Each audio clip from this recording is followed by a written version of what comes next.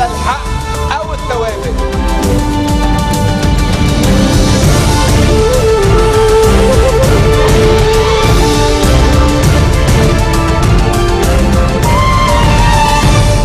Good afternoon. You're watching the English newscast here on Future Television. I'm Lena Tamim, and these are today's top stories. Tens of thousands of civilians are fleeing ferocious fighting between Russian-backed regime forces and ISIS in northern Syria. Jordan hangs 15 death row prisoners, the most in years. And 12 people, including women and children, are being treated for possible exposure to chemical weapons agents in Mosul. Tens of thousands of Syrian civilians are fleeing ferocious fighting between Russian-backed regime forces and ISIS over the past week. In the country's ravaged north, supported by Russian air power and artillery, Syrian government forces have waged a fierce offensive against ISIS, seizing around 90 villages from the extremists since mid-January. The Syrian Observatory for Human Rights says their aim is ISIS-held Hafsa, the main station pumping water into Aleppo. It also says the fighting over the past week has sparked an exodus of more than 30,000 civilians, most of them women and children, who went to areas around Manbij under the control of the Syrian Democratic Forces. Syria's warring sides have agreed to future negotiations at the end of a fourth set of talks in Geneva, a mild breakthrough after a week of stalled discussions and a steadily failing ceasefire. UN envoy for Syria Staffan de Mistura announced the conclusion of the intra-Syrian talks in the Swiss city on Friday, having secured a finalized agenda for another round. He said he would invite the government and opposition negotiators to Geneva for a fifth set of discussions later this month. I think and believe that we have a clear agenda now. The agenda is reflected by the baskets, 4 baskets, 3 plus 1. Basket 1 addresses all issues related to the establishment, within a target, hopefully of 6 months, of credible, inclusive, non-sectarian governance.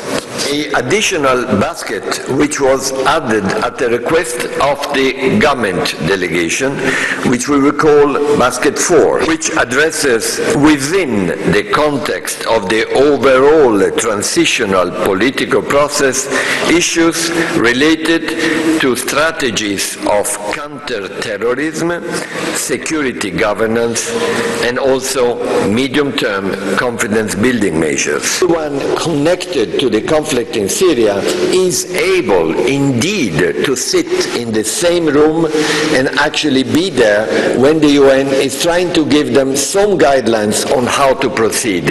And in front of them was the whole world. I have a plan B and plan C, actually. No, I do. Plan B is 2254 and plan C is 2254. Jordan hanged 15 death row prisoners at dawn in a further break with a moratorium on executions it had observed between 2006 and 2014. Jordanian Information Minister Mahmoud al-Momani says 10 were convicted of terror offenses, including attacks on tourists, a writer, and security forces, while 5 others were convicted of crimes including rape. The group of 10 were part of the so-called Irbid terror cell, which was responsible for several attacks. Health Minister and Deputy Prime Minister Ghassan Hasbani says he does not expect the budget to be finalized by Monday as planned, as he says there are many reforms that need to be discussed. Parliament's final ratification of the 2017 draft budget is seen as crucial for controlling state finances and improving the battered economy. Ministers have been seeking to end budget talks to move on to the sensitive issue of a new electoral law, amid sharp differences between rivals over which voting system to adopt for the parliamentary polls slated for May 21st. Taimour Jumblat, the son of influential Druze leader and Progressive Socialist Party leader MP Walid Jumblat, says he will run for Lebanon's upcoming parliamentary elections to prove that the Druze community will stay and no electoral law is able to marginalize it. And here I'm quoting a report by the Pan-Arab Al-Sharq Al-Awsat, in which Taimur says he will lead a list of political mavens and old friends of his father, in addition to candidates new on the political arena. And still in Lebanon, potato farmers in the northern district of Akkad have blocked roads in protest of market oversaturation, causing heavy traffic in the area. The farmers blocked the road in the town of Al Abdi and were joined by members of the farmers' syndicates and municipalities. President of the Cooperative Association for Potato Growers in Akkad, Hussein Al-Rifa'i, says this growing season for Akkad's potato farmers has been threatened with recession, especially due to Egyptian potatoes, which have flooded the Lebanese market without being monitored or regulated. They also called on the Lebanese government to honor a deal they had struck with former Minister of Agriculture Akram Shayib, who agreed to limit potato imports to 40,000 tons. The cooperative also called for the abolition of the agreement to facilitate and develop trade among Arab states, an Arab League trade agreement. Minister of Justice Salim Jraysati has banned singer Miriam Klink's latest music video, seen as provocative, a day after he held a meeting with Minister of Information Melhem Riashi over the matter. A press statement from Jraysati's office announced that distributing or circulating the music video online was strictly prohibited. Violating the decision will result in a 50 million Lebanese pound penalty. The controversial singer's latest video for her new song, Goal, went viral overnight across several social media platforms, including Facebook and YouTube. And coming up next, U.S. President Donald Trump accuses former President Barack Obama of wiretapping him in October. We'll be right back.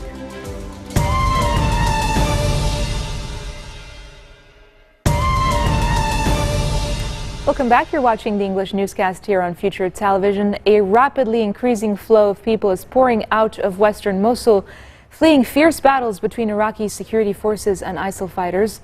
The residents will be housed in two camps, Hammam al-Alil camp and Jada camp, set up by the Iraqi government to serve as temporary shelters. More details in this report.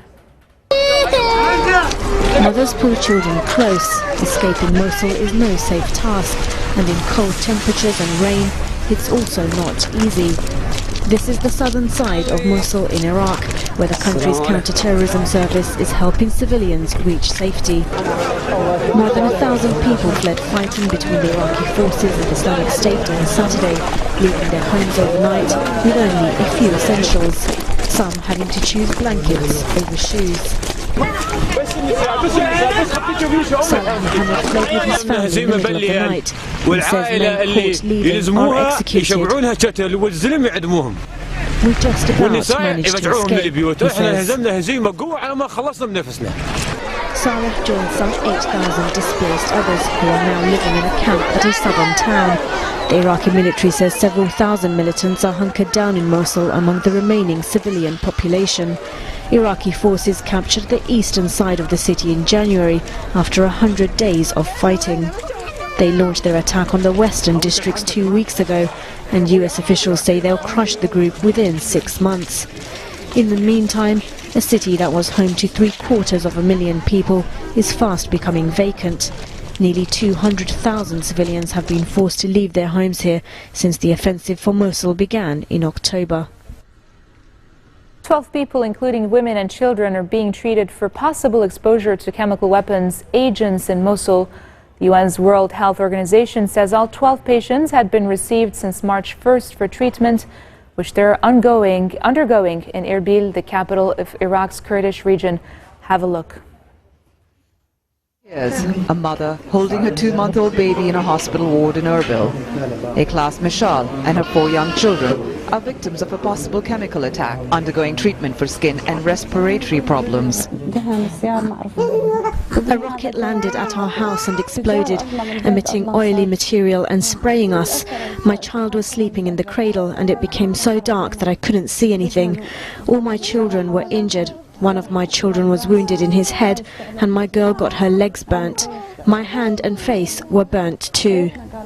The attack reportedly took place last week in eastern Mosul. It's affected 7 others, 4 of them showing severe signs associated with exposure to a blister agent, according to the International Committee of the Red Cross. Patients are suffering from blisters, eye redness, vomiting and coughing. It is still unclear whether the attack was carried out by Islamic State or government forces. The United States has warned that Islamic State could use weapons containing sulfur mustard agents to repel the offensive in Mosul. The UN humanitarian coordinator in Iraq has called for an investigation, all too late for some caught in the intense fight to free Mosul. Moving on to the U.S., President Donald Trump has accused former President Barack Obama of wiretapping him in October during the late stages of the presidential election campaign, but offered no evidence to support the allegation. In a series of tweets on his Twitter account, Trump said the alleged wiretapping took place in his Trump Tower, but there was nothing found. Trump's administration has come under pressure from FBI and congressional investigations into contacts between some members of his campaign team and Russian officials during his campaign. And just in, Malaysia has expelled the North Korean ambassador to Kuala Lumpur.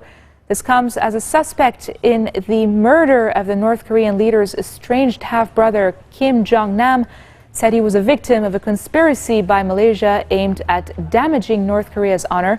Speaking to reporters outside the North Korean embassy in Beijing, Ri Jong-chol, a North Korean, accused the Malaysian government of using coercion to extract information from him in detention. The Haitian government says former President René Préval has passed away, aged 74. Préval was the first leader in Haiti's history to win a democratic election, serve a full term, and peacefully hand over power to a successor. Nathan Frandino reports. Former Haitian President René Préval has died. He was the first leader in Haiti's history to win a democratic election, serve a full term, and peacefully hand power to a successor. The cause of death was not immediately made public. His first term from 1996 to 2001 was known for infrastructure projects and land reform efforts, but his second term was marked by the devastating earthquake that killed some 200,000 people in 2010.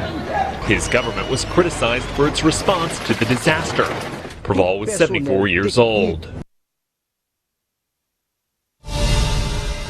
Patrons run through New York's Metropolitan Museum of Art with 2 trainers to admire art while working up a sweat.